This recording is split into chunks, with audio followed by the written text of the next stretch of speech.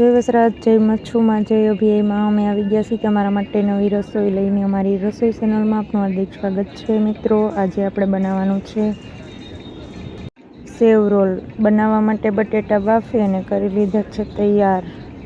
અને આ આપણે લઈ લીધું છે લસણ, મરચું, આદું, એને ક્રશ કરી અને લઈ લેવાનું છે। લસણ થોડુંક વધારે રાખશું।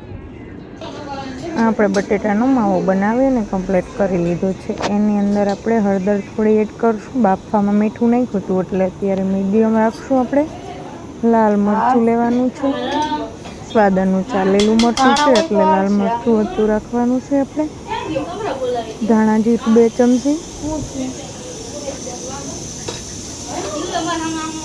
સેજ જેવો ગરમ મસાલો, સ્વાદ અનુસાર મીઠું। હવે આને આપણે મિક્સ કરી લેવાનું છે ને આપણે ક્રશ કરેલું મરચું, આદું અને લસણ અને લીલી કોથમીર આપણે 1 થી 1.5 લીંબુ એડ કરી દેવાના છે। સરસ મજાનો માવો બનાવી લઈશું। પછી એના બનાવવાના છે આ રીતે આપણે રોલ, બટેટાના રોલ મસ્ત બની જાય। આ આપણે લઈ લીધો છે મેંદો। મેંદાની અંદર છે જેવું મીઠું એડ કરી દીધું છે અને બેટર બનાવીને તૈયાર કરી લીધું છે। ઘઉંનો લોટ, ચણાનો, કોઈ બી આપણે બેટરમાં લઈ શકો। શીરો બનાવવાની સેવ છે।